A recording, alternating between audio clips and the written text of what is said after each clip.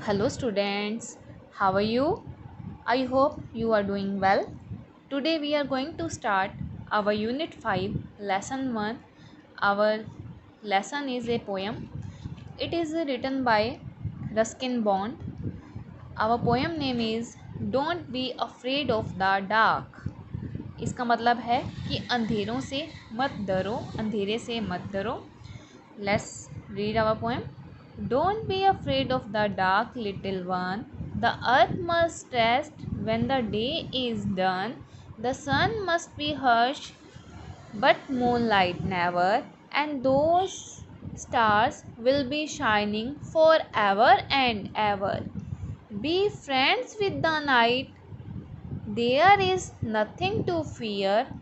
Just let your thoughts travel to friends far and near. By day it does seem that our troubles won't cease, but at night, late at night, the world is at peace. Let's understand this poem. हम इस poem को समझते हैं. क्या है? Don't be afraid of the dark little one. इसमें poet हम बच्चों को कह रहा है, आप बच्चों को कह रहा है कि don't be afraid of the dark.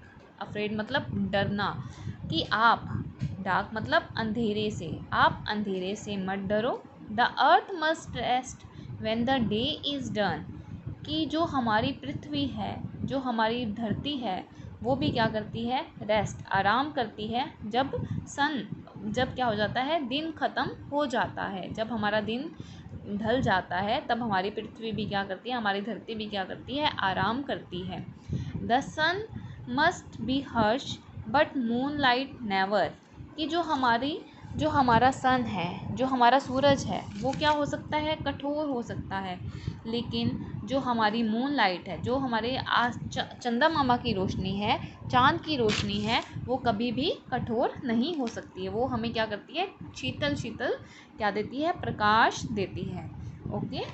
And दो stars will be shining for ever and ever. कि और जो वो स्टार्स हैं, जो तारे हैं, वो भी हमेशा क्या करते रहते हैं? चमकते रहते हैं. वो हमेशा ही क्या करते रहेंगे? चमकते रहेंगे. ओके. तो इसमें पोएट ने हमें कहा है कि हमें अंधेरे से नहीं डरना चाहिए, क्योंकि जो हमारी पृथ्वी है, हमारी जो अर्थ है, वो भी क्या करती है? रेस्ट करती है जब दिन ख़त्म हो जाता है.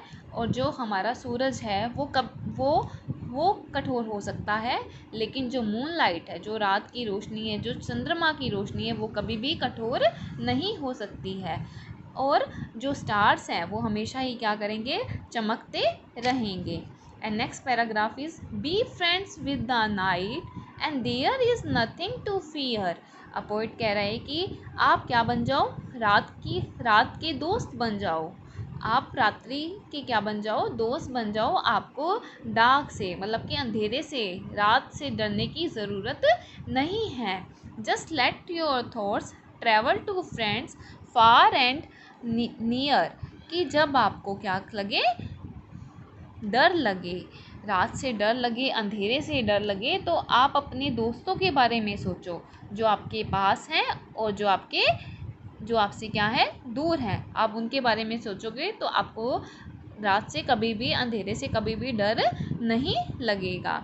Bye day it does seem that our troubles won't cease. By day मतलब कि दिन को, इट डज सीम मतलब प्रतीत होता है.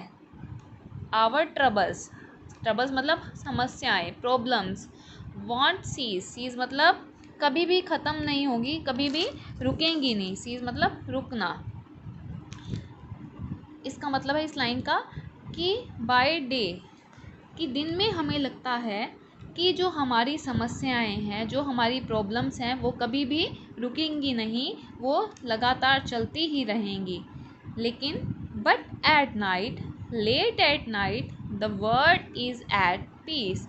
लेकिन रात को, लेट एट नाइट, देर रात तक, जब मतलब कि क्या हो जाती है? पूरी रात को क्या हो जाती है? शांति हो जाती है. तो पूरा संसार क्या हो जाता है? शांतमय हो जाता है. पूरे संसार में शांति फैल जाती है. तो हमारी जो चिंताएं हैं, हम कैसे रात को रिलैक्स होकर सोते हैं ना, कि हमें रात को लगता है कि हमारी कोई भी टेंशन नहीं है, कोई भी हमारे पास प्रॉब्लम नहीं है, तो हम क्या होते हैं, आराम से शांति में होके सोते हैं। हम रात को कई बार उठते हैं तो हमें दिखाई देता है ना बाहर कितनी पीसफुल होता है, बाहर कितनी शांति होती है और कोई भी ना शोर, कुछ भी नहीं होता है। उसी तरह कि जब हम दिन में रहते हैं तो हमें लगता है कि हमारी इतनी समस्याएं, हमें ये काम करना है, वो काम करना है, लेकिन रात होते ही, मतलब कि जब देर रात हो जाती है तो हमारे पूरे संसार में क्या हो जाती है, शांति हो जाती है। Okay, I hope you will understand this poem very well, and I will give you PDF of question answer, word meanings and book work. Please do in your book and notebook. Thank you. Have a nice day.